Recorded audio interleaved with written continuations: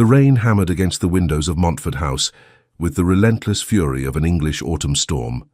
Lady Clara Ashcombe stood in the entrance hall, water dripping from the hem of her worn travelling cloak onto the pristine marble floor. She watched the small puddle form at her feet and felt a familiar twist of shame, the kind that had become her constant companion since her father's death 18 months ago. "His Grace will see you now." The butler's voice was carefully neutral, but Clara caught the flicker of pity in his eyes before he turned away. She followed him through corridors lined with portraits of stern-faced Montfords, their painted eyes seeming to judge her sodden appearance and diminished circumstances. The study door opened to reveal a room that smelled of leather, tobacco, and old money. Behind an enormous mahogany desk sat Julian Montford, 5th Duke of Montford, his dark head bent over a ledger. He didn't look up. Clara waited. The silence stretched. Finally, he set down his pen with deliberate precision. "Lady Clara Ashcombe." His voice was deep, cool, utterly devoid of warmth. "Daughter of the late Earl of Ashcombe, currently residing in what remains of your father's estate, which I understand is mortgaged to the hilt and due for foreclosure within the quarter." Heat flooded Clara's cheeks, but she kept her chin high. "Your Grace is remarkably well informed about my private affairs." "It's my business to be informed about anyone entering my household." He finally raised his eyes to meet hers, and Clara felt the impact like a physical blow. Julian Montford was handsome in the severe way of classical statuary, all sharp planes and aristocratic angles. His eyes were grey as winter ice, his mouth a firm line that looked as though it had forgotten how to smile. He was, Clara estimated, perhaps 35, with the kind of presence that made the enormous room feel suddenly smaller. "You come highly recommended by Lady Westbrook," he continued, leaning back in his chair with the careless grace of a man accustomed to absolute authority. "She assures me you're well educated, accomplished in all the necessary arts, and capable of instructing my daughter in deportment, music, languages, and literature. I'm grateful for her ladyship's reference." "I haven't finished." The words cracked like a whip. Clara's mouth snapped shut. "Lady Heroine is 6 years old. She has been difficult since her mother's passing 3 years ago. She has driven away 4 governesses in 18 months. The last one left in tears after a single week." "Perhaps," Clara said carefully, "the child is in need of understanding rather than—" "What the child needs," Julian interrupted, rising to his full considerable height, "is discipline, structure, and consistent instruction. Not sentimentality, not coddling. My daughter will be raised to understand duty, propriety, and self-control. If you cannot provide that, then this interview is concluded." Clara felt her temper, the same stubborn streak that had caused her father endless consternation, begin to simmer. "And what of affection, Your Grace? What of kindness? The child has lost her mother. Surely she requires—" "Surely," he said, his voice dropping to a dangerous softness, "you are not presuming to lecture me on the raising of my own daughter, a woman who arrives at my door desperate for any position that will keep her from the workhouse." The words struck like a slap. Clara's hands clenched in the folds of her damp skirt, her nails biting into her palms. She should apologize. She should lower her eyes and accept whatever terms he offered. She needed this position, needed it with a desperation that woke her in the night, with her heart hammering and her sheets soaked with cold sweat. But she had been raised an earl's daughter, and some things ran deeper than necessity. "I beg your Grace's pardon," she said, her voice steady despite the fury and humiliation burning in her chest. "I spoke out of turn. However, if we are to be clear with one another, and I believe we should be, then allow me to state my position plainly. I am not a governess. I have not been trained for service. I am a gentlewoman who has fallen on difficult times, and I am willing to serve as companion and instructress to Lady Heroine, because circumstances require it. But I will not be treated as something less than human, and I will not stand silent if I believe a child in my care is being harmed." The silence that followed was absolute. The Duke's eyes narrowed to slits of grey ice. "You have extraordinary audacity," he said softly. "I wonder if you can afford it." "I wonder," Clara replied, matching his tone, "if your Grace can afford to lose another instructress. Lady Westbrook indicated you were becoming—" how did she phrase it? "Ah, yes. Rather desperate." For a long moment, They stared at one another across the expanse of polished mahogany. Then, to Clara's utter shock, one corner of the Duke's mouth twitched. It wasn't quite a smile. She suspected Julian Montfort had forgotten how those worked, but it was something. "Very well, Lady Clara, you may have your trial period. 1 month, £15 per annum, paid quarterly. You will have a room in the East Wing. Take your meals with the upper servants and report to me weekly on Heroine's progress. You will be neither family nor servant, but something in between. The position is companion and instructress, and you will remember that distinction at all times." £15. It was an insult. A London governess could command £40, sometimes £50 per annum. But Clara had no references beyond Lady Westbrook's kindness, no experience, and creditors circling her father's estate like ravens. "I accept," she said quietly. "Excellent. You will begin tomorrow. Mrs. Hickson will show you to your quarters." He had already picked up his pen, his attention returning to his ledger as though she had ceased to exist. Clara turned toward the door, then paused. "Your Grace?" "Yes?" He didn't look up. "Thank you for the opportunity. I shall endeavour to prove worthy of it." Now he did look up, his expression unreadable. "See that you do, Lady Clara. I have very little patience for disappointment."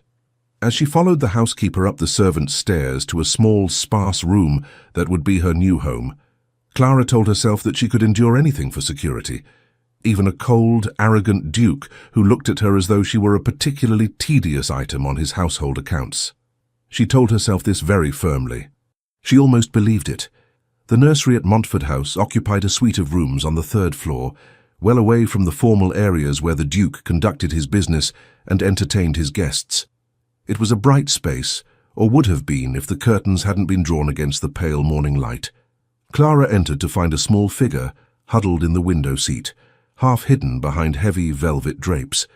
"Lady Heroine?" No response. Clara moved closer, her eyes adjusting to the dimness. The child was dressed in a severe grey frock that looked more suitable for mourning than for a 6-year-old's daily wear. Her dark hair, so like her father's, was pulled back in a tight plait. She clutched a rag doll to her chest and stared fixedly at nothing. "My name is Lady Clara Ashcombe," Clara said gently, settling herself on the far end of the window seat, careful not to crowd the child. "I'm to be your new companion and instructress." Still nothing. But Clara saw the small fingers tighten on the doll. "I've heard you're very clever," Clara continued conversationally, "that you can already read quite well, and that you know your sums better than most children twice your age. That's remarkable." A flicker of interest in the dark eyes quickly suppressed. "I wonder," Clara said, as though thinking aloud, "if you might help me with something. You see, I'm quite new here, and this house is enormous. I'm terribly afraid I shall get lost. Do you think you might show me about? I should be very grateful." For a long moment nothing, then barely audible, "You'll leave anyway. They all do." Clara's heart clenched. "Who leaves, sweetheart?" "Everyone. Mama left. Miss Thornton left. Miss Peters. Miss Caldwell. Miss Warren." The little girl's voice was flat, reciting names like a litany of losses. "Papa says I'm difficult, that I drive them away. He's probably right. He's always right about everything. Oh, my dear child." Clara slid closer, slowly, as one might approach a wounded animal. "You haven't driven anyone away. You've simply been very sad, and sadness sometimes makes us behave in ways we don't quite mean. That's perfectly natural. Papa says there's no excuse for poor behavior, that I must learn discipline and self-control. Your papa," Clara said carefully, "loves you very much, but even papas can be wrong sometimes, especially about feelings." Heroine's head swiveled toward her so fast that Clara almost flinched. "You can't say that. Papa doesn't like being wrong." "Well, that's something we have in common. I don't much care for being wrong either. But we're all wrong sometimes, whether we like it or not, even dukes." The ghost of a smile touched the child's lips. "You're peculiar. I've been called worse. Now then, about that tour of the house. I'm particularly interested in finding the library. I was told it's quite magnificent." Heroine hesitated, then uncurled from her defensive position. She was a tiny thing, all sharp angles and big eyes in a solemn face. "It is magnificent. It has books from floor to ceiling, and there's a sliding ladder, and a globe that's as tall as I am." "Then I absolutely must see it. Will you show me? For the first time, something that might have been eagerness flickered across the child's face. I suppose I could, since you're new and might get lost. How very kind of you. As Heroine led her through the corridors, chattering about the house's history and pointing out various portraits, Clara felt a weight settle in her chest.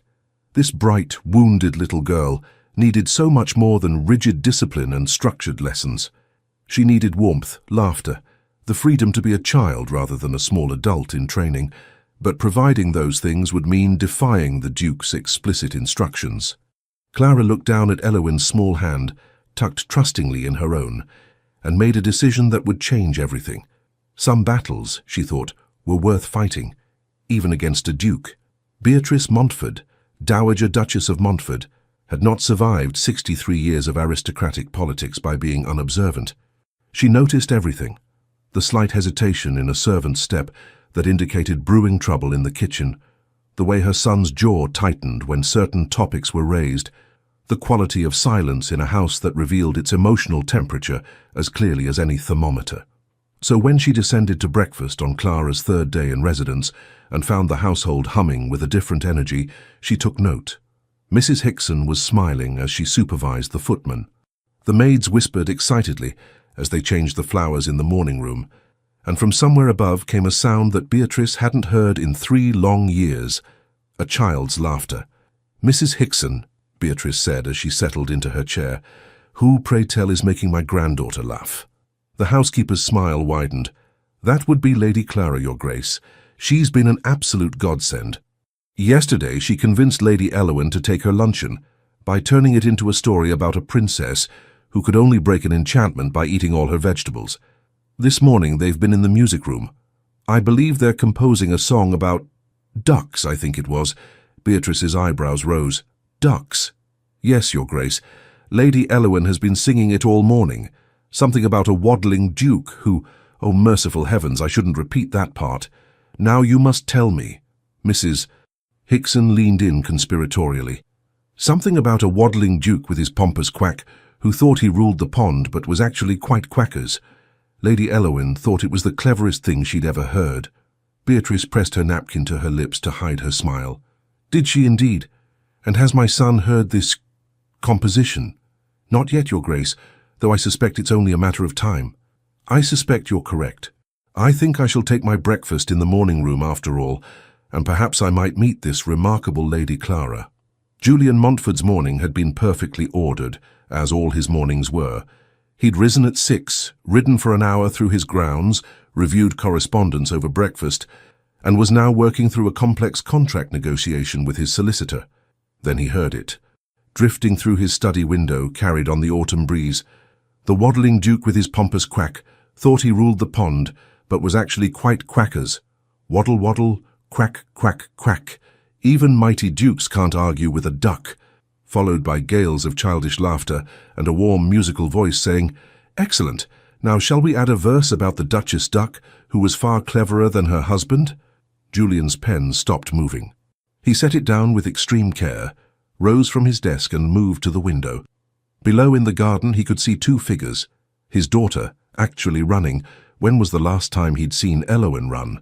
Her dark hair coming loose from its plait, her grey dress grass-stained at the hem. And beside her, Lady Clara Ashcombe, hatless and equally dishevelled, spinning in a circle with her arms outstretched as though demonstrating some crucial element of duck deportment. They were both laughing. Something sharp and uncomfortable lodged beneath Julian's ribs. He told himself it was displeasure. The woman was supposed to be teaching his daughter discipline, deportment, and academic subjects, not romping through the gardens, singing ridiculous songs about quackers, he muttered. "She said I was quackers." "Who's quackers, dear?" His mother's voice came from the doorway. Julian turned to find Beatrice standing there with an expression of such studied innocence that he immediately knew she'd heard everything. "Mother, I wasn't aware you were— I've just been meeting your new employee. Delightful girl, wonderful sense of humour. Heroine adores her." Beatrice settled herself in one of his chairs without waiting for an invitation. "I haven't seen the child so animated since before Alice died." Julian's jaw tightened at the mention of his late wife. "The child should be at her lessons. not gallivanting about the garden making noise. The child, Beatrice said mildly, is 6 years old. 6-year-olds should gallivant. It's practically their primary occupation. And as for making noise, I believe the ability to laugh is one of life's more precious gifts, particularly for those who've experienced grief. Discipline. Oh, do stop saying discipline as though it's the answer to every question. You've always been far too much like your father, Julian, all duty and no joy. It's what made him miserable, you know, and it's what's making you miserable now. I am not miserable. I am managing my household and raising my daughter according to... Yes, according to proper principles. I've heard it all before. Beatrice waved a dismissive hand. Tell me, when was the last time you actually spoke with Heroine? Not at her or about her education and behavior, but with her. When did you last ask what she's thinking? What makes her happy? What she dreams about? The uncomfortable feeling beneath Julian's ribs intensified. I see her every evening.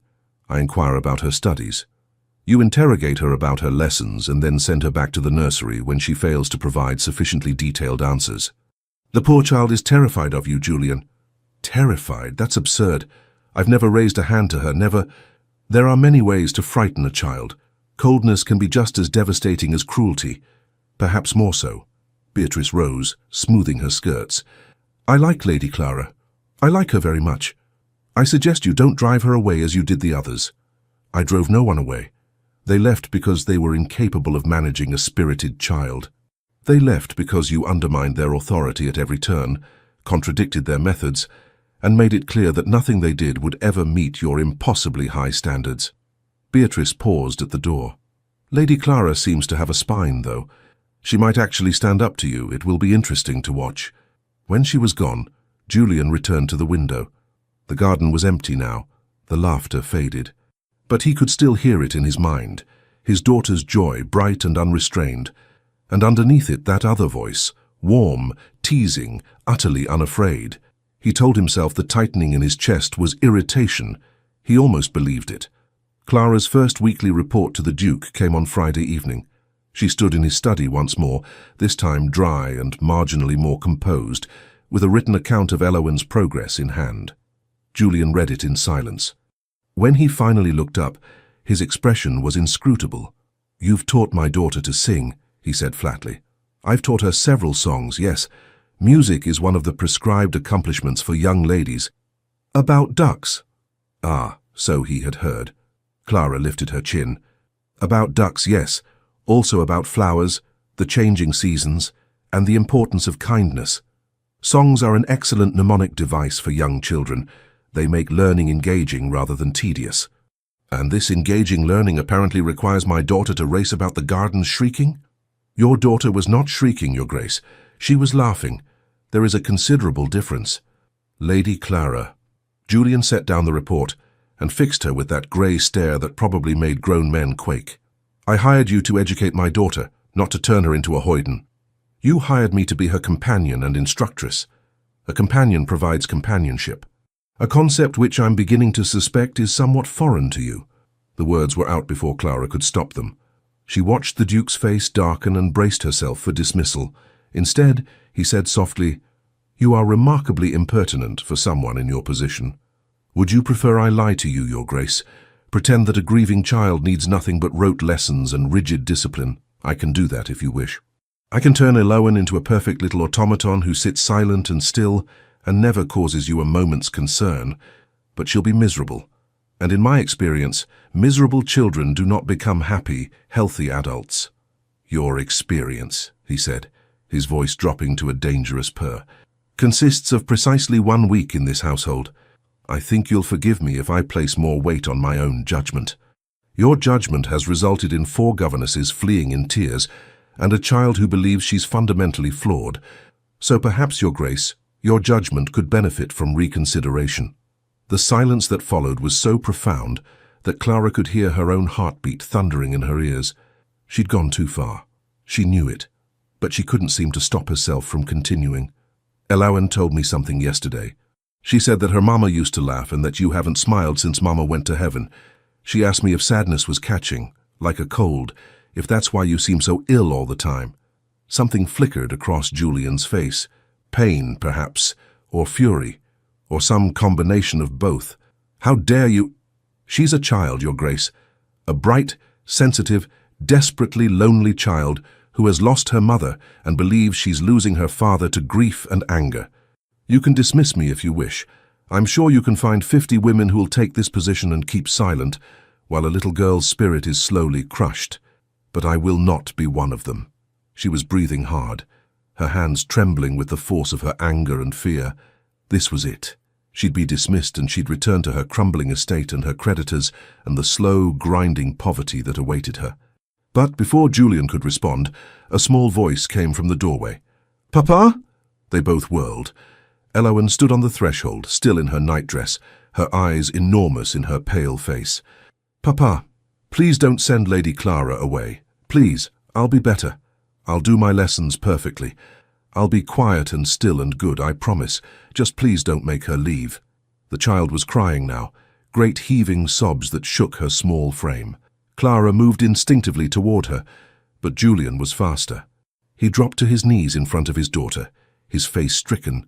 "Heroine, everyone leaves," the child wept. "Mama left, and all the teachers left, and now Lady Clara will leave too because I'm difficult, and you'll be angry, and I'll be alone again. And I can't. Hush, sweetheart, hush." Julian's voice, for the first time since Clara had met him, was gentle. "No one is leaving. Lady Clara isn't going anywhere. You promise?" He glanced up at Clara, and she saw something raw and uncertain in those grey eyes. "I promise. Now come, let's get you back to bed. You should be sleeping. Will you tell me a story?" Heroine's voice was small, hopeful. "Like Mama used to." Julian's throat worked. I don't remember the stories your Mama told." "Lady Clara knows stories," Heroine said, looking between them. "Perhaps she could tell one, and you could listen too." Clara saw the Duke's struggle written clearly on his face, pride warring with love, control fighting against the desire to give his daughter what she so desperately needed.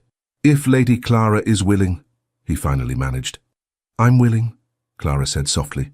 She followed them to the nursery, watched as Julian tucked his daughter into bed with a tenderness that made Clara's chest ache. Then she settled in a chair beside the bed and began to spin a tale about a brave princess and a lonely dragon who learned to be friends. Julian stood by the door, half in shadow, but Clara could feel his gaze on her throughout the story, could sense the tension radiating from his rigid form. When Heroine finally drifted off to sleep, Clara rose as quietly as she could. She and Julian left the nursery together, walking in silence down the dimly lit corridor. At the top of the stairs, he stopped. "Lady Clara." She turned to face him. In the low light, his features were softer, less severe, almost human. "Thank you," he said quietly, "for caring about her. I don't do it because it's my position, Your Grace. I do it because she's an extraordinary child who deserves to be cherished." Something shifted in his expression. "You make it sound simple. Loving a child should be simple. It's we adults who complicate it with our fears and our need for control." "And you think I'm controlled by fear?" Clara considered lying, then decided she'd already risked everything. What was one more truth? "I think you're terrified of losing her the way you lost her mother, so you're trying to turn her into something that can't be hurt or broken.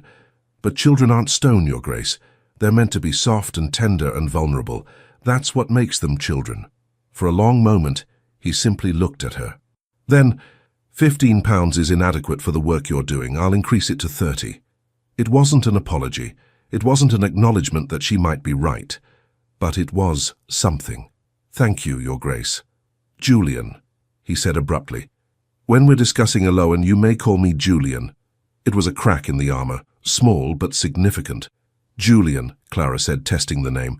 It felt dangerous on her tongue. Intimate. "Then you should call me Clara." "Clara." The way he said it in that deep voice made something flutter in her stomach. "Good night, Clara." "Good night." She watched him descend the stairs, his broad shoulders disappearing into the shadows.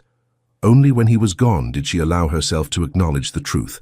Julian Montfort was dangerous, not because he was cold or cruel, but because beneath that frozen exterior was a man capable of profound feeling. And Clara was beginning to suspect that she wanted very much to be the one who taught him how to feel again. 3 weeks passed, and Montfort House transformed It started with small things. Heroine began taking breakfast in the morning room with her grandmother, rather than eating in the nursery.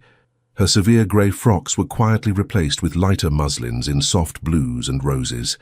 The curtains in the schoolroom were thrown open, letting in the pale November sun. And slowly, cautiously, Julian began to thaw. He started joining them for Heroine's lessons, at first standing stiffly by the door, then gradually moving closer. Clara watched him struggle not to interfere, saw his jaw clench when she allowed Heroine to make mistakes and learn from them rather than correcting her immediately. "She'll never learn proper discipline if you permit such laxity," he said one afternoon, after Heroine had spent 20 minutes trying to work out a mathematics problem on her own. "She'll never learn to think for herself if she's not allowed to struggle," Clara replied calmly. "Watch." They both watched as Heroine's face suddenly lit with understanding. "Oh, I see it now. The answer is 12, isn't it?" "Is it?" Clara asked. "Yes, because if I add these three and these three and these three and these three—" Heroine worked through the problem aloud, her confidence growing with each step. "That's 12. "Excellent reasoning, darling. Well done." Heroine beamed, then turned to her father. "Did you see, Papa? I worked it out myself." "I saw." Julian's voice was gruff, but his eyes had softened. "You did very well indeed." After the lesson, as Heroine ran off to play in the garden under the watchful eye of a nursemaid, Julian lingered. "You were right," he said abruptly, "about letting her think for herself. I've been—" He paused, clearly struggling with the admission. "I've been too rigid." "You've been frightened," Clara said gently. "There's a difference. I failed Alice." The words seemed torn from him. "She was ill for months, and I didn't realize. I was too occupied with business, with Parliament, with matters I thought were important. By the time I noticed she was truly unwell, it was too late. The physician said if I'd called for them sooner—" He didn't finish. He didn't need to. "So you decided to control everything you could," Clara said softly. "To notice every detail, manage every aspect of your household and your daughter's life. Because if you could just maintain perfect control, perhaps nothing else would slip through your fingers. It sounds rather foolish when you put it that way. It sounds human. We all respond to grief in our own fashion. But Julian—" She hesitated, then took a small step closer. "You cannot protect Heroine from all harm. Life will hurt her, disappoint her, challenge her. Your task isn't to prevent that. It's to give her the strength and resilience to face it. And you believe laughter and songs about ducks will provide that strength? I believe love will provide it. The rest is simply method." He was quiet for a long moment, his eyes searching her face with an intensity that made her breath catch. They were standing very close now, close enough that she could see the faint lines at the corners of his eyes, the silver threading through his dark hair at his temples. "You're quite remarkable," he said quietly. "You know that, don't you?" Before Clara could respond, Beatrice's voice rang out from the doorway. "Julian, there you are. I need you to settle a dispute with Mrs. Hickson about the Christmas arrangements. We're already behind schedule, and if we don't—" "Oh," she stopped, taking in the scene with evident delight. "Am I interrupting?" "Not at all," Clara said quickly, stepping back. "I was just about to check on Heroine in the garden." She fled before either of them could stop her, her heart hammering against her ribs. That evening, Beatrice cornered Clara in the library. "My dear," she said, settling into the chair beside Clara's with the air of someone prepared for a long conversation. "I feel we should have a frank discussion." Clara's stomach dropped. "Your Grace?" "Oh, do call me Beatrice. Your Grace makes me feel ancient." The Dowager Duchess smiled warmly. "I wanted to tell you how grateful I am for what you've done for Heroine. The change in her is nothing short of miraculous. She's a wonderful child. She simply needed to be seen as a child rather than a problem to be solved. Yes, I'm aware." Beatrice's shrewd eyes studied Clara with unnerving perception. "I've also observed the change in my son." Heat crept up Clara's neck. "I'm sure I don't know what you mean." "Of course you do. You're an intelligent woman, and you've noticed the way he looks at you when he thinks no one is watching, the way he finds excuses to be present during lessons, the way his voice changes when he speaks your name. Beatrice." "I'm not criticizing, dear. Quite the opposite. Julian has been half dead since Alice's passing. Not that the marriage was particularly joyful even before her illness. It was arranged, you see, when they were barely out of the schoolroom. Duty and all that. They were fond of each other, I suppose. But there was no passion, no real partnership. And then she died and he locked whatever heart he had away entirely. Beatrice reached over and patted Clara's hand. You've brought him back to life. You've made him feel again. And for that alone I could kiss you. I'm merely his daughter's instructress. I have no aspirations beyond, oh please. I wasn't born yesterday, and neither were you. I've seen the way you look at him too. Beatrice's smile turned mischievous. All I'm saying is that if something were to develop between you and Julian, you would have my complete support, and my assistance, should you require it. Nothing can develop, Clara said firmly, even as her heart insisted otherwise. The distance between a duke and an impoverished gentlewoman is insurmountable. Nonsense. Julian is wealthy enough and powerful enough to marry a chimney sweep if he chose to. Society would titter for a season and then move on to the next scandal. Beatrice rose, smoothing her skirts. Besides, love has a way of making the insurmountable suddenly seem quite manageable. You'll see. After she left, Clara sat in the gathering darkness, her book forgotten in her lap. Love. Was that what this was? This constant awareness of Julian's presence, the way her pulse quickened when he entered a room, the warmth that spread through her chest when he smiled at his daughter, or the sharp ache she felt when his guard slipped, and she glimpsed the lonely, grieving man beneath the Duke's armor. It was foolish, dangerous, a path that could only lead to heartbreak. But as she sat there in the library, with its scent of old paper and beeswax candles, Clara acknowledged a truth she'd been avoiding. It was already too late to protect her heart. She'd fallen in love with Julian Montfort, and she had absolutely no idea what to do about it. The tension between them grew with each passing day. It was there in the brush of fingers when Julian handed Clara a book, in the way his gaze lingered on her face during Alohan's piano lessons, in the charged silence that fell whenever they found themselves alone. One afternoon in early December, Clara made the mistake of venturing outside without her cloak. She'd only meant to collect Heroine from the garden, but the child had run ahead, leaving Clara shivering in the cutting wind. You'll catch your death. She turned to find Julian striding toward her, already shrugging out of his coat. Before she could protest, he'd draped it around her shoulders. It was heavy and warm, carrying the scent of sandalwood and something uniquely him. Thank you, she managed. He stood very close, his hands still resting on her shoulders where he'd settled the coat. You should take better care of yourself. I'm perfectly capable.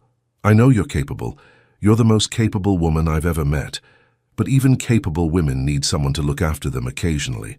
His thumbs moved in small circles against her shoulders, the touch burning through the fabric of her dress. Clara's breath caught. Julian. Papa, Lady Clara, come see what I found. They sprang apart as Heroine came racing toward them, clutching something in her cupped hands. Julian cleared his throat roughly and stepped back. What is it, sweetheart? A chrysalis. And look, you can see the butterfly inside. Lady Clara says that in spring it will emerge and fly away. Isn't that wonderful? Wonderful, Julian agreed, but his eyes were on Clara, not the chrysalis. That night Clara lay awake in her small room, Julian's coat still draped over her chair.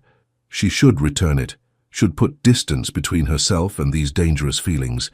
Instead, she found herself breathing in its scent and imagining impossible things. The breaking point came 3 days before Christmas. Julian had been working long hours, managing year-end business affairs. Clara saw him only in passing, brief encounters in corridors, silent meals where he sat at one end of the long dining table and she at the other, formal and distant. She told herself it was for the best, that the space between them was necessary and good. Then he summoned her to his study. Clara knocked, her heart in her throat. Enter. He was at his desk, as always, surrounded by papers and ledgers. But when he looked up, his face was drawn with exhaustion. Clara, thank you for coming. Please sit. She perched on the edge of the chair, her hands folded tightly in her lap. I've been reviewing the household accounts, he said without preamble, and I find myself concerned. Her stomach dropped. Concerned? You've been here nearly 2 months. You work from dawn until well past dark. You teach, Heroine, yes, but you've also taken on responsibilities far beyond what I hired you for. You've reorganized the nursery, coordinated with the kitchen staff to ensure Heroine has proper meals, even begun supervising the maids who maintain that wing of the house. You're functioning as a governess, a companion, and a household manager. I don't mind the extra work, and I'm paying you £30 per annum, less than I pay my head groom. Clara's cheeks flamed. The salary is adequate. It's insulting.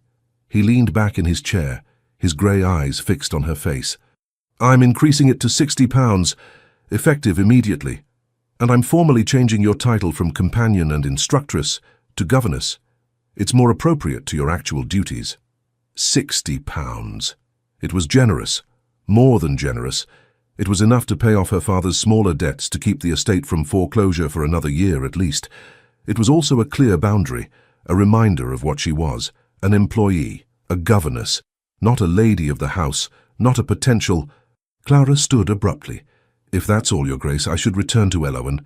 Clara, thank you for the increased compensation. It's most generous. Will there be anything else? She saw hurt flash across his face, quickly masked. No, nothing else. She made it to the door before his voice stopped her. I didn't mean to offend you. Clara turned back. You haven't offended me.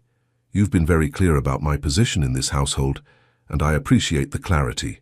That's not... He ran a hand through his hair, frustration evident in every line of his body. Blast it, Clara, I'm trying to do the right thing here. The right thing would have been to not look at me the way you've been looking at me, she said, her voice shaking. The right thing would have been to maintain proper distance, but instead you confuse me. You stand too close and touch my shoulders, and give me your coat and make me feel things I have no right to feel. And then you remind me that I'm an employee, that there's an insurmountable distance between us. So yes, Your Grace, perhaps the clarity is exactly what I need. The silence that followed was absolute. Then Julian was moving, rounding his desk with startling speed. He stopped mere inches from her, close enough that she had to tilt her head back to meet his eyes. You think I don't know there's distance between us?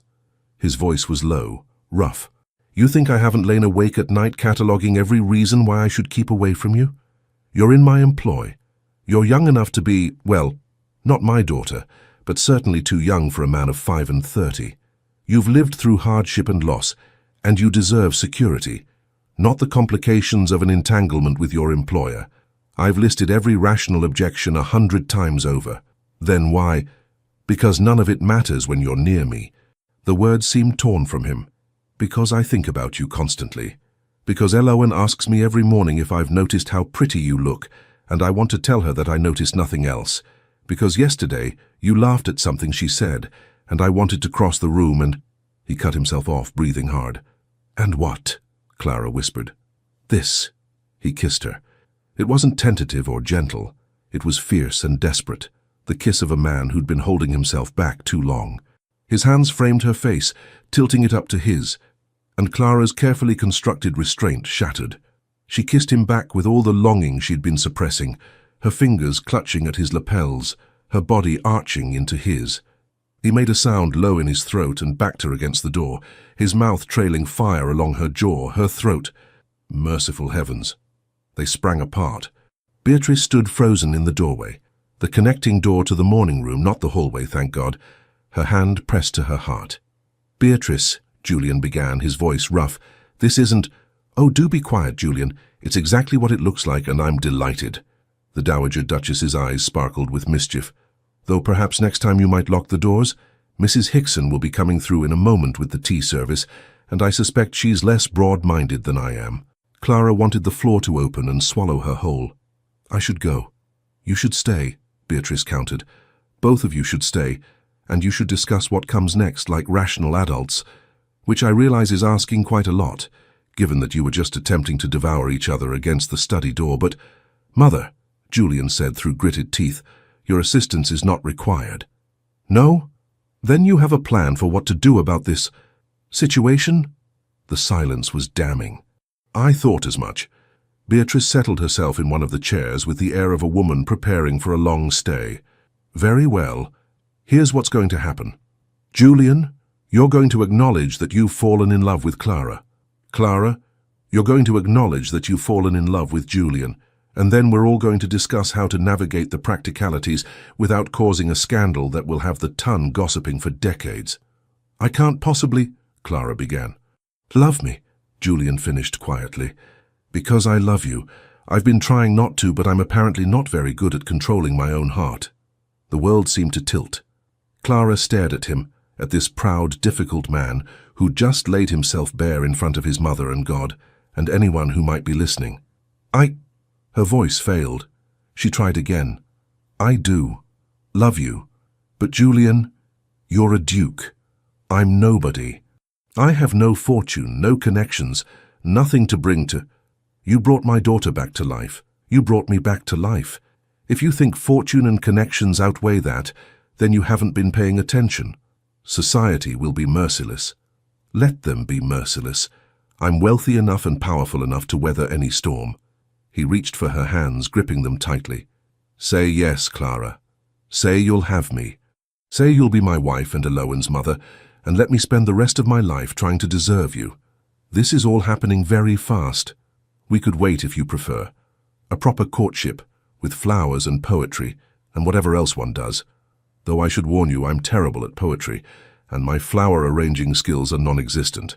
Despite everything, Clara laughed. You're ridiculous. I'm in love. Apparently it has a similar effect. His expression turned serious. But truly, Clara, we can take this as slowly as you need. I'll not rush you into anything you're uncertain about. She looked into his grey eyes, seeing the vulnerability there, the hope. And she thought about Heroine, who'd already started calling her Mama Clara when she thought no one was listening. About Beatrice, who'd become more of a mother to her in 2 months than her own mother had been in 23 years. About this house that had somehow become home. Yes, she said. Yes, I'll marry you. Julian's smile was transformative, lighting his entire face with joy she'd never seen before. He pulled her close, resting his forehead against hers. Thank heavens, I was running out of rational arguments. Oh, you never had any rational arguments, Beatrice said cheerfully. You had desperation and determination and a complete inability to admit when you're wrong. But it seems to have worked out. Now then, about the practicalities. But before she could continue, the door burst open, and Heroine appeared, her face alight with excitement. Papa, Lady Clara, it's snowing. Come see. The whole garden is... She stopped, taking in the scene. Why is everyone crying? Are you sad? Happy, Clara said, dashing at her eyes. We're happy, sweetheart. Why are you happy? Julian dropped to one knee, bringing himself to his daughter's level. How would you feel if Lady Clara stayed with us forever? If she became your mama? Heroine's eyes went wide. Then she launched herself at Clara with enough force to nearly knock her over. Yes, yes, yes. Please say yes. Please stay forever and ever and be my mama and never leave. I'm staying, Clara promised, holding the child close. I'm not going anywhere. Over Heroine's head, her eyes met Julian's, and in his gaze she saw everything she'd been afraid to hope for. Love, promise, home. The engagement was announced on Christmas Day. Beatrice had advocated for a longer period before making it public, but Julian was adamant. I'll not have Clara continue as my employee while we're engaged. It's improper, and it would give the gossips ammunition. We announce it now, marry in the spring, and face down anyone who dares object. The initial response from their small social circle, primarily neighbors and Julian's business associates, was cautiously positive. Clara was, after all, an earl's daughter, even if impoverished. The match was unusual, perhaps, but not scandalous. Then the London papers got hold of it. The first article appeared in early January, while Clara and Julian were planning their wedding. She was in the morning room with Beatrice sorting through invitations when Julian strode in with a newspaper clenched in his fist. Don't read it, he said tightly. Naturally, Clara immediately reached for it. The Duke's desperate choice, she read aloud. Sources close to the Duke of Montfort confirm that His Grace has indeed become engaged to one Lady Clara Ashcombe, formerly employed as governess to his young daughter. Lady Clara, daughter of the late and much-lamented Earl of Ashcombe, has been residing in penury since her father's death left her penniless and friendless. One can only speculate as to how the enterprising young lady secured such an advantageous position in the Duke's household, and subsequently in his affections. The implication was clear and vicious. Clara's hands were steady as she set down the paper, but inside she felt something crack. Well, they haven't wasted any time, have they? It's absolute rubbish, Julian growled. I'll sue them for libel, You'll do nothing, Clara interrupted.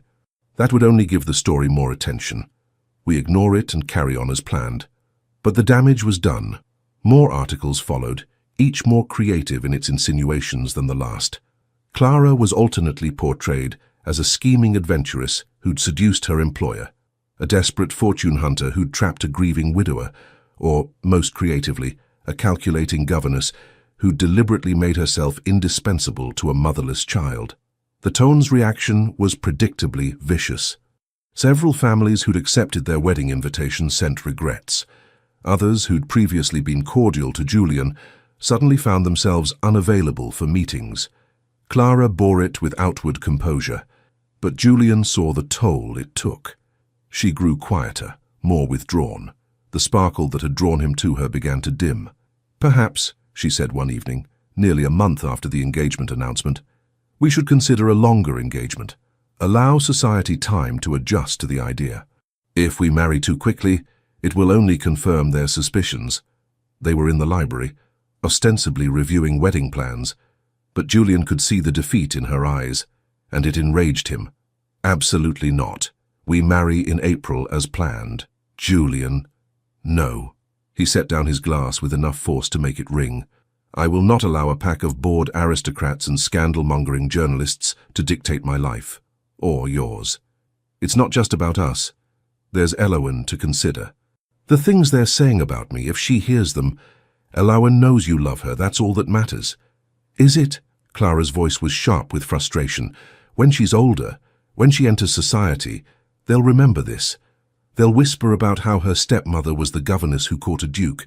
It could affect her prospects, Then we'll find her a husband who has the sense to value character over gossip. Clara, why are you letting them win? Because maybe they're right. The words burst out of her. Maybe I am a fortune hunter. Maybe I did scheme and calculate and make myself indispensable. Julian was across the room in 3 strides. He gripped her shoulders, forcing her to meet his eyes. Stop. Stop doing this to yourself. But what if nothing? I know who you are. You're the woman who sang ridiculous songs to make my daughter laugh, who stood up to me when no one else dared, who brought warmth and life back into this mausoleum of a house. You love me for who I am, not what I am. And I love you for exactly the same reason. Tears spilled down her cheeks. It's just so hard.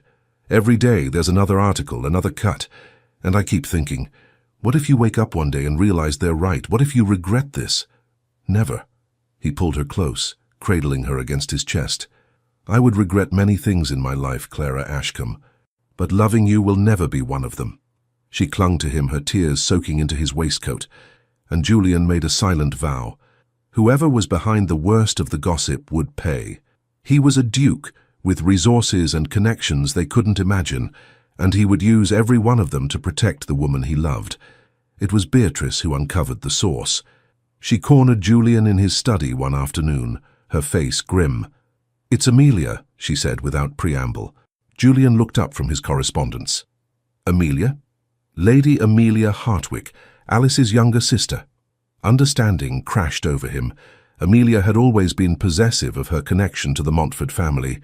After Alice's death, she'd assumed she would continue to have a prominent place in Julian's household, perhaps even imagined she might eventually become the next Duchess. How do you know? Because I confronted her. Directly. Beatrice settled into a chair, looking every inch the formidable Duchess she'd once been. I paid a call this morning and asked her point blank if she was spreading malicious gossip about your intended.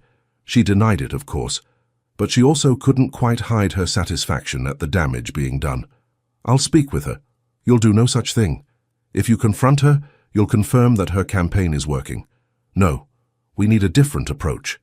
Beatrice's eyes gleamed with strategic calculation. We need to remind society that Clara is not some nobody. She's an earl's daughter with impeccable lineage. We need to make them see what you see. And how do you propose we do that? A ball, here at Montfort House. A grand engagement celebration. We invite everyone, and I mean everyone, the cream of society. We show them Clara in her element, gracious, educated, charming. We remind them that she's one of them. Julian was skeptical. You think the people who've been cutting her will actually attend? Oh, they'll attend. Curiosity alone will ensure it. Everyone wants to see the governess who caught a duke. We simply need to ensure that what they see changes their minds. It was a risk. A public spectacle could either vindicate Clara or humiliate her further. But Julian found himself nodding. Very well, but we do this properly. Spare no expense. I want every detail perfect. Leave it to me, Beatrice said, already rising with the air of a general planning a campaign. I'll make sure it's an evening they'll never forget. When Julian told Clara about the ball, her reaction was not what he'd hoped. Absolutely not. Clara, you want to parade me in front of the entire ton. Let them examine me like some curious specimen. Judge whether I'm worthy of being your wife. I want to show them who you really are.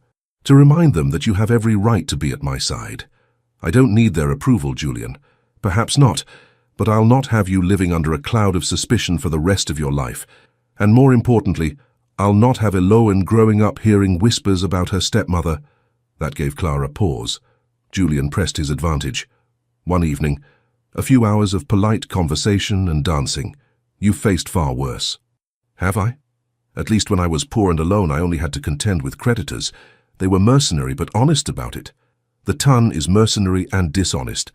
They'll smile at me while holding their knives ready. Then we'll face their knives together. He took her hands, his grip warm and steady.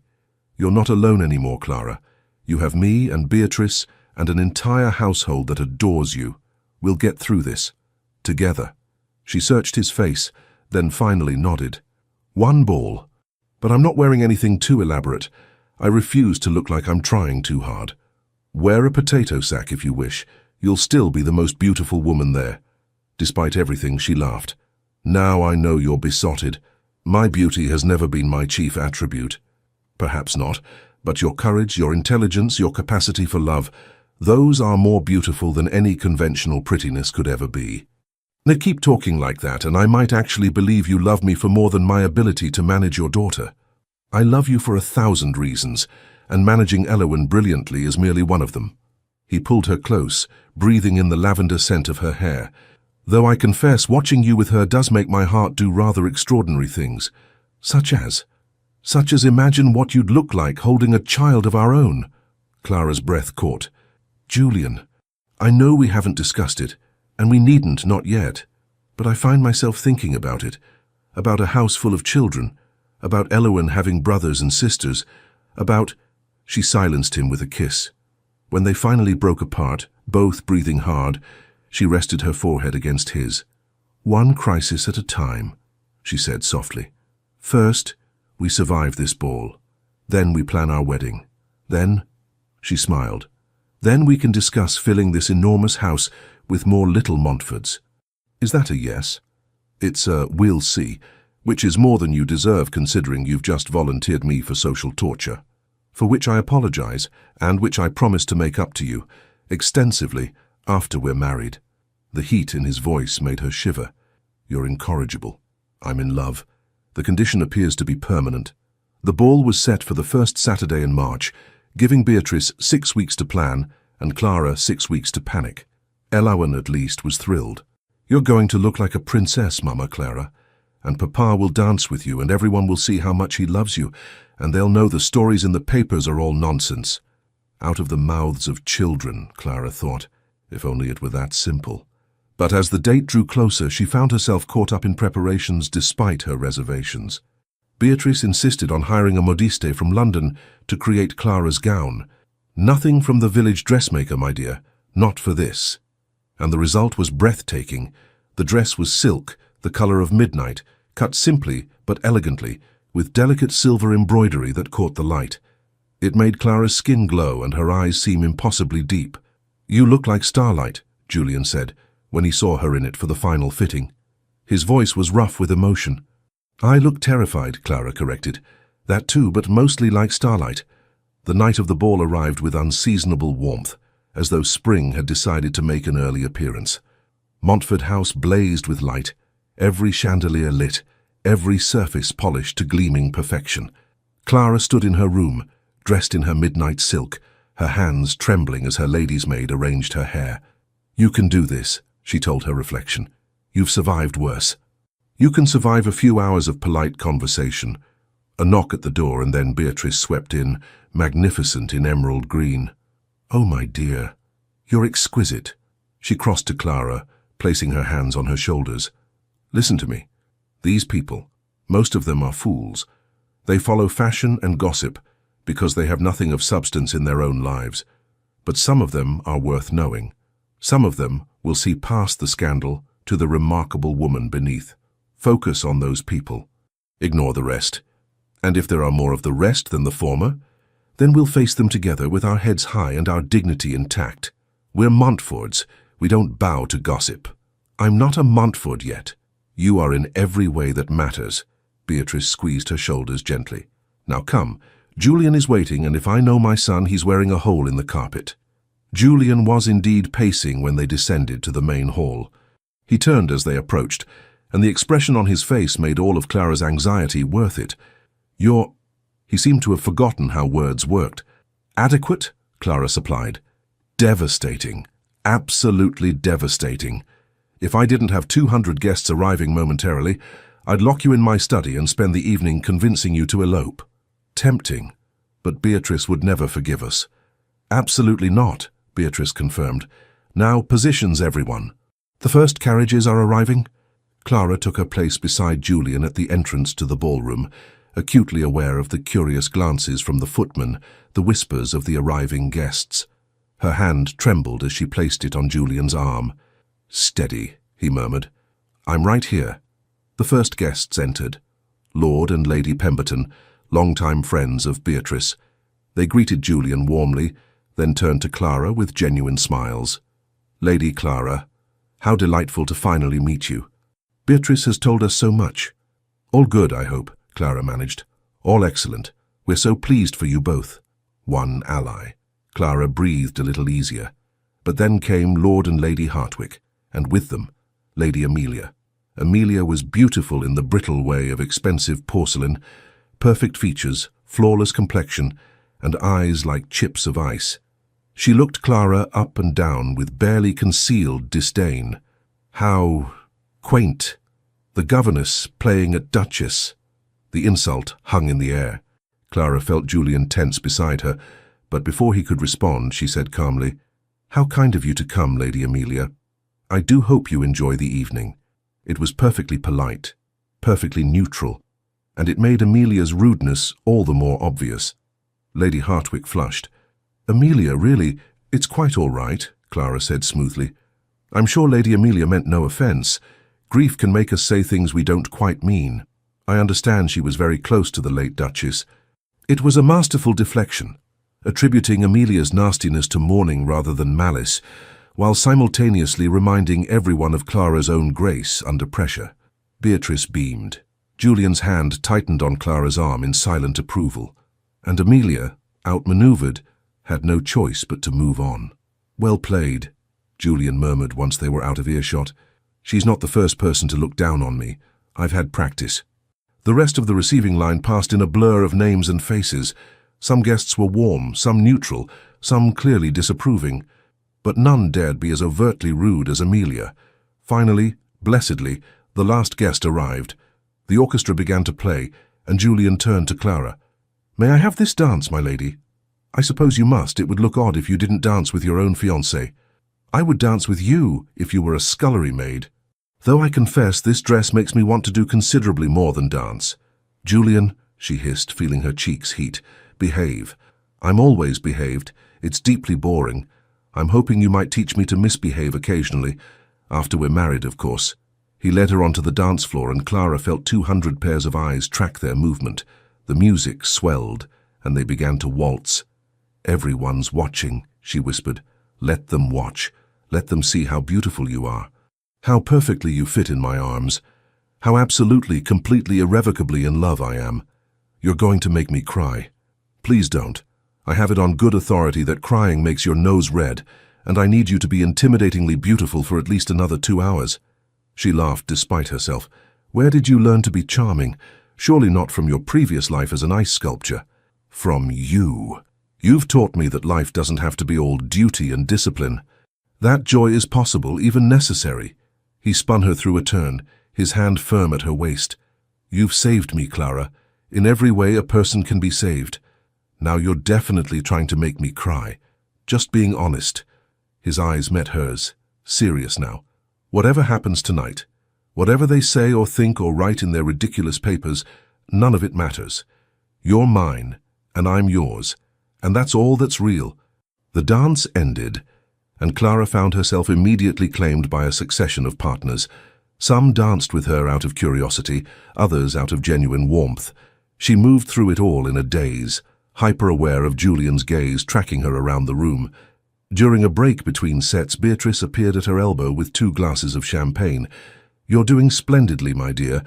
Lady Pemberton told me at least 6 women have commented on how lovely and gracious you are. And Lord Ashford, you remember him, Julian's friend from Cambridge, said you're far too good for his stuffy friend, and if Julian mucks this up, you should send word and he'll elope with you himself." Clara nearly choked on her champagne. He didn't. He absolutely did. Julian looked ready to call him out. It was delightful. Beatrice's expression turned more serious. "There's been some talk, of course. Amelia's been spreading poison in corners. But I think the general consensus is shifting in your favor. You're winning them over. I'm not trying to win anyone over, I'm just trying to survive." "Same thing, really." Beatrice clinked her glass against Clara's. "To surviving. And to the look on Amelia's face when she realizes she's lost." Later, as supper was announced, Julian appeared to escort Clara to the dining room. But before they could move, Lady Amelia stepped into their path. "Your Grace, I wonder if I might claim a moment of your time. There's a matter concerning Alice's estate that requires discussion." It was a clever move. Julian could hardly refuse without appearing rude, but Clara saw the calculation in Amelia's eyes and knew this was another attack. "Of course," Julian said coolly. "After supper. My fiancé and I were just—" "Oh, surely Lady Clara can spare you for a few moments. After all, she must be quite accustomed to managing without you." "I understand that's what governesses do, manage on their own." The barb was clear. Clara felt her temper spike, but before she could respond, a familiar voice cut through the tension. "Lady Amelia, how delightful to see you. I've been meaning to ask your opinion on a matter of the utmost importance." Everyone turned. An elderly woman in magnificent purple silk stood behind Amelia, her sharp eyes twinkling with mischief. "Duchess of Pemberton," Amelia said, unable to hide her surprise. The Duchess of Pemberton was one of society's most formidable arbiters. Her approval could make or break a reputation. "Yes, yes, hello, dear. Now tell me, I've heard the most extraordinary rumors about you spreading gossip concerning the Duke's engagement. You couldn't possibly be that foolish, could you? To speak ill of a grieving widower's choice of bride, especially when that bride is the daughter of an earl with a lineage that goes back to the Conquest. Surely even you can see how that would make you look— what's the word I'm searching for? Oh yes, petty." Amelia's face went white, then red. "I'm sure I don't know what you mean, Your Grace." "Oh, I think you do. And I think everyone else here does too. Now run along. I wish to speak with the engaged couple." Amelia fled. The Duchess turned to Clara and Julian with a satisfied smile. "There. That should put an end to that nonsense. Now then, Lady Clara, Beatrice tells me you're an accomplished musician. I do hope you'll honor us with a performance after supper." Clara found her voice. Yes, of course, Your Grace. I'd be honored." "Excellent. I'm quite fond of a good scandal, but I'm even fonder of seeing deserving people get their due. And you, my dear, deserve to be happy. Both of you do." She swept away, leaving Clara and Julian staring after her in astonishment. "Did that just happen?" Clara whispered. "I believe the Duchess of Pemberton just declared you officially approved," Julian said, wonder in his voice. Clara, that's enormous. Her opinion carries more weight than almost anyone's in society." "So the ball was a success?" "The ball was a triumph. You were a triumph." He raised her hand to his lips, pressing a kiss to her knuckles. "I told you they'd see what I see." "What do you see?" "Everything. I see absolutely everything when I look at you." The ball continued until well past midnight, and by the time the last guests departed, Clara was exhausted but elated. They'd done it. They'd faced down the gossips and emerged victorious. In the entrance hall, after the last carriage had pulled away, Julian pulled her into his arms. Tired, exhausted, triumphant, terrified, relieved. Choose any or all. How about happy? Clara smiled up at him. Yes, that too. Definitely that. Good, because I have one more surprise for you. He led her to his study, where a sheaf of papers waited on his desk. What are these? The mortgages on your father's estate, all paid in full. The house is yours again, Clara. Free and clear. She stared at the documents, then at him. Julian, I can't. You can't just. I can, and I have. It's my wedding gift to you. I know you have memories there, good ones from before your father's illness. I thought you might want to keep it. Perhaps use it for a country house or establish a school there, or simply know it's there if you ever need it. Tears spilled down Clara's cheeks. This is too much. This is nothing compared to what you've given me. He cupped her face, his thumbs gently wiping away her tears. You've given me hope, laughter, love. You've given Heroine a mother. You've made this house a home. A few mortgages are a small price to pay for that. I love you, she whispered. So much it frightens me sometimes. Good, because I love you even more, and I intend to spend the rest of my life proving it. He kissed her then, deep and thorough, and Clara forgot about the ball, the gossips, everything except the man in her arms and the future stretching bright before them. The wedding took place on a bright April morning, in the chapel at Montford House. Clara stood in the small antechamber, staring at her reflection in the mirror. Her wedding gown was ivory silk, simple and elegant, with delicate lace at the sleeves and neckline. Beatrice had woven orange blossoms through her hair, and she wore Julian's mother's pearls, a gift from Beatrice that had made them both cry. Are you ready, my dear? Beatrice stood behind her, radiant in rose-colored silk. I think so, though I keep expecting to wake up and discover this has all been a dream. If it's a dream, we're all having it together, which would be rather extraordinary. Beatrice squeezed her shoulders. Julian is already in the chapel, pacing naturally, and Heroine is vibrating with excitement. She's convinced this makes her a princess. In a way, I suppose it does. In every way that matters. You're going to make her the happiest little girl in England, Clara. You already have. A soft knock at the door, and then Heroine appeared, wearing a tiny version of Clara's gown. She carried a basket of rose petals and looked so adorably solemn that Clara had to blink back tears. Mama Clara, everyone's waiting. Are you almost ready? Mama Clara. The name had stuck, and every time she heard it, Clara's heart swelled nearly to bursting. I'm ready, sweetheart. Shall we go make your papa happy? He's already happy. He told me so this morning. He said today is the best day of his whole life because he gets to marry you. Did he indeed? Yes. And then he told me that after you're married, we're going to be a proper family, and maybe someday I'll have brothers and sisters. Do you think that's true? Clara exchanged a glance with Beatrice, who was trying not to laugh. I think it's very possible, darling. Good, I'd like a sister first, please, someone to play dolls with. Brothers can come later. I'll see what I can do. The music swelled, and Clara took Beatrice's arm. She'd asked the Dowager Duchess to walk her down the aisle, having no family of her own left to perform the honor. Ready? Beatrice murmured. More than ready. The chapel doors opened. The small chapel was packed with friends and family, a far cry from the enormous society wedding it could have been. But Clara and Julian had wanted intimacy over spectacle, loved ones over obligations. And there, at the altar, stood Julian. He wore formal morning dress, his dark hair slightly disheveled as though he'd been running his hands through it, which, knowing Julian, he probably had. But when he saw Clara, his entire face transformed. Wonder, joy, love, all of it there for everyone to see. Clara walked toward him, her heart so full she thought it might burst.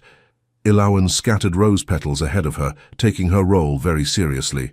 When they reached the altar, Beatrice placed Clara's hand in Julian's and stepped back. Hello, Clara whispered. Hello, he whispered back. You're beautiful. You're biased. Absolutely. Completely. Irrevocably. The vicar cleared his throat. If we might begin. The ceremony passed in a blur of words and promises. Clara heard herself repeat the vows, felt Julian slip a ring onto her finger, a gold band set with sapphires that matched his eyes. I now pronounce you husband and wife. Your Grace, you may kiss your bride." Julian didn't need to be told twice. He pulled Clara into his arms and kissed her with such tenderness that half the congregation sniffled. When they finally broke apart, Heroine cheered. "Hurrah! Now we're a proper family." Laughter rippled through the chapel. Julian scooped his daughter up with one arm while keeping the other around Clara. "The properest family in all of England," he declared. "Now, who wants cake?" The wedding breakfast was held in the gardens of Montford House, under a sky so blue it looked painted. Clara moved through it all in a daze of happiness, accepting congratulations, embracing friends, laughing at Beatrice's increasingly outrageous stories. As the afternoon wore on, guests began to depart. Finally, only family remained: Julian, Clara, Heroine, and Beatrice, sitting in the garden as the sun began to set. "Well," Beatrice said, raising her glass, "to the new Duchess of Montford. May she bring as much joy to this family as she already has to this old woman's heart." "To Clara," Julian echoed, his eyes never leaving his wife's face. "To Mama, Clara," Heroine added. "The best mama in the whole world." Clara's throat tightened. "To family, the one we're born into and the one we choose. Thank you for choosing me." Later, after Heroine had been carried to bed by a beaming nursemaid, and Beatrice had tactfully retired to her rooms, Julian led Clara to the library. "I have something for you," he said. "Another gift. Julian, you've given me so much already. This one's different." He handed her a leather-bound journal. "Open it." Inside, written in Julian's precise hand, were words that made her eyes sting with tears. "My dearest Clara, I was not always a good man. I was cold, controlling, more concerned with duty than with joy. I believed that love made one vulnerable, and vulnerability was weakness. I was wrong about so very many things. You taught me that strength isn't the absence of vulnerability. It's the courage to be vulnerable anyway. You showed me that control is an illusion, but connection is real. You gave me back my daughter, my laughter, my capacity to feel. This journal contains all the things I should have said during our courtship, but was too stubborn or too proud to voice. Every moment I fell more deeply in love with you. Every time you surprised me, challenged me, changed me. I'm writing them now so that years from now, when we're old and our children are grown and Montford House is full of grandchildren, you'll have proof that I knew from the very beginning how fortunate I was, how blessed, how utterly, completely yours. All my love, always, Julian." Clara looked up to find him watching her with an expression of such tenderness that it took her breath away. "I'm not good with words," he said softly. "Not like you are, but I wanted you to have something permanent, something that says what I sometimes can't. You're better with words than you know." She set the journal aside and moved into his arms. "And you're very good at other things too, such as kissing. You're excellent at kissing. High praise indeed. Care to provide a demonstration of my skill?" She did, quite thoroughly. When they finally came up for air, both breathing hard, Julian rested his forehead against hers. "I never thought I'd have this," he admitted. "After Alice died, I thought I was done. That grief and duty were all I had left. And then you walked into my house dripping wet and defiant, and everything changed. I was terrified that day. You didn't show it. You just lifted that chin of yours and told me I was wrong about my own daughter. No one had dared speak to me like that in years. Probably because you're intimidating and powerful and dukish. Dukish. It's a word. I've decided." He laughed, the sound rich and warm. "You've decided, of course you have. My Duchess, making up words and rules and generally turning my carefully ordered world upside down. Is that a complaint? Never. It's a celebration." He kissed her again, slower this time, deeper. "I love you, Clara Montford, my wife, my Duchess, my everything. I love you too, my impossible, stubborn, wonderful Duke." They stood there as darkness fell, wrapped in each other's arms, while Montford House settled into peaceful silence around them. 5 years later, "Heroine Margaret Montford, you put your brother down this instant." Clara's voice rang through the garden, exasperated but amused. She stood on the terrace of Montford House, one hand resting on her very pregnant belly, watching as 11-year-old Heroine chased her 3-year-old brother Thomas around the rose bushes. "But Mama, he took my book." He's 3. He doesn't even know what a book is for. He probably thinks it's a hat. It's not a hat. Heroine, darling, please remember that you're supposed to be setting an example. Where's your sister? Alexandra's with Papa. They're looking at horses. On cue, Julian appeared from the direction of the stables, 2-year-old Alexandra perched on his shoulders, both of them covered in hay.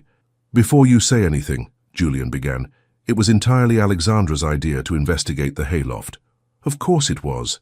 Our daughter is never to blame for anything. Clara tried to look stern, but it was difficult when her daughter was giggling, and her husband looked so wonderfully disheveled. In my defense, I did try to stop her. She's remarkably determined for someone who weighs less than a sack of flour. She gets it from you. She absolutely does not. She gets it from you. I am calm and reasonable at all times. Heroine snorted from her position in the rose bushes. Papa, you argued with the vicar for 20 minutes last Sunday about the proper interpretation of that Bible verse. That was theological discussion, not argument. There's a difference. Clara laughed, the sound bright in the spring air. Julian set Alexandra down and crossed to his wife, sliding his arms around her, or as far around as her belly would allow. How are you feeling? He murmured. Enormous. This one is going to be huge. I'm convinced I'm carrying a small horse. Or another opinionated Montfort. God help us all. He grinned and placed a hand on her stomach. Immediately the baby kicked. Still active, I see. Active is an understatement. This child hasn't stopped moving for 3 days. I'm beginning to suspect it's training for athletics. Or plotting its escape. Also possible. They stood there together, watching their children play in the garden. Heroine now teaching Thomas how to make daisy chains. Alexandra chasing butterflies with single-minded determination. Do you ever think about where we'd be if you hadn't walked away that day?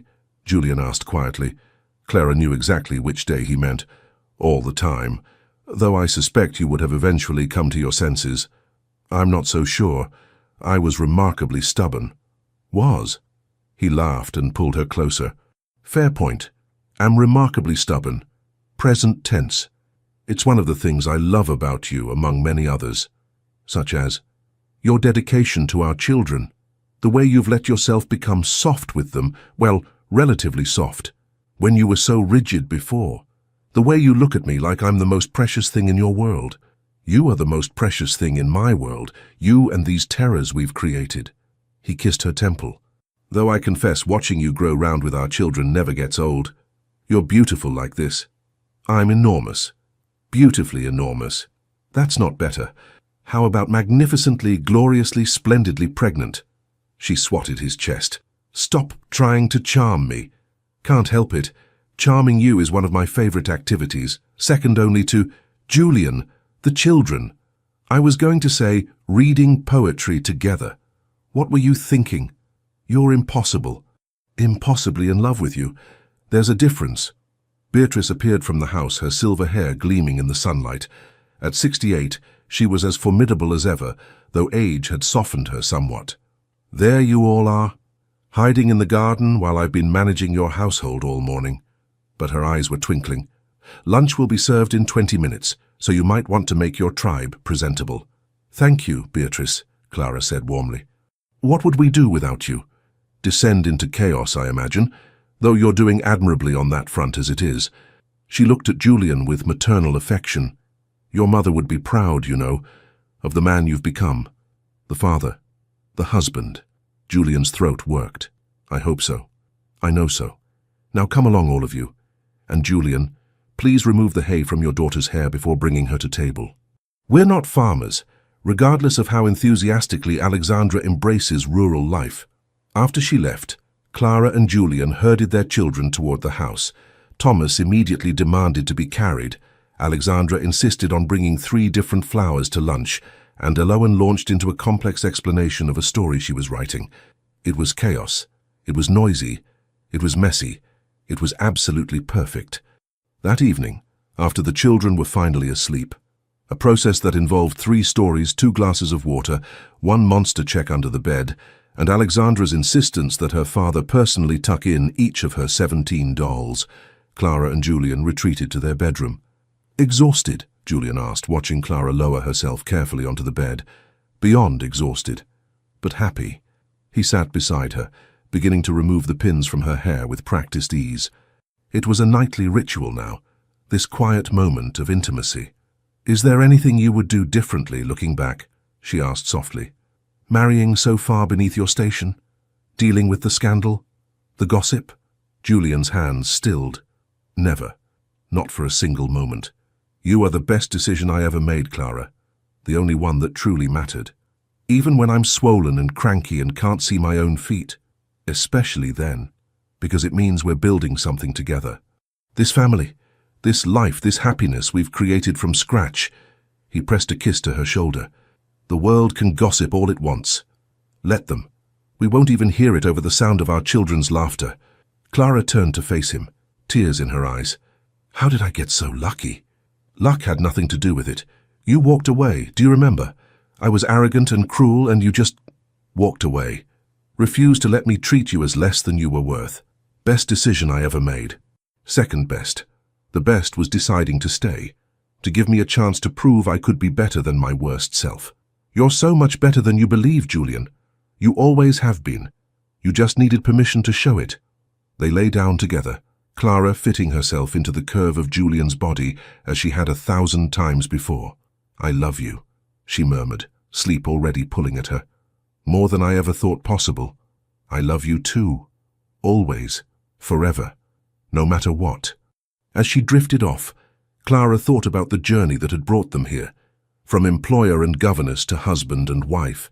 From lonely individuals to a family of 6, soon to be 7. From a cold, silent house to one filled with warmth and laughter and love. She'd walked away from a duke who thought he could replace her with 50 others. Instead, he'd spent 5 years proving she was irreplaceable. And she'd spent 5 years showing him that love wasn't a weakness to be controlled, but a strength to be celebrated. Together, they'd built something neither of them had dared hope for. A home, a family, a future bright with possibility. And if that wasn't a happy ending, Clara thought as sleep finally claimed her, then she didn't know what was. The end. Thank you so much for staying with us until the very end of this emotional journey. If you were moved by Clara and Julian's story, by the transformation of a cold house into a warm home, by the laughter of a little girl, and by the kind of love that breaks down every wall, then please consider liking, commenting, and sharing this video. Your support is what keeps our stories alive, and what inspires us to keep bringing you tales full of love, redemption, and unforgettable twists. We'd love to hear your thoughts in the comments. Make sure to subscribe to our channel and click the bell so you won't miss what's coming next. And don't forget, at the end of this video, another beautiful story awaits you. Click to continue your journey into a world of heartwarming love and unexpected destiny. Thank you for being here. The legends of the full team.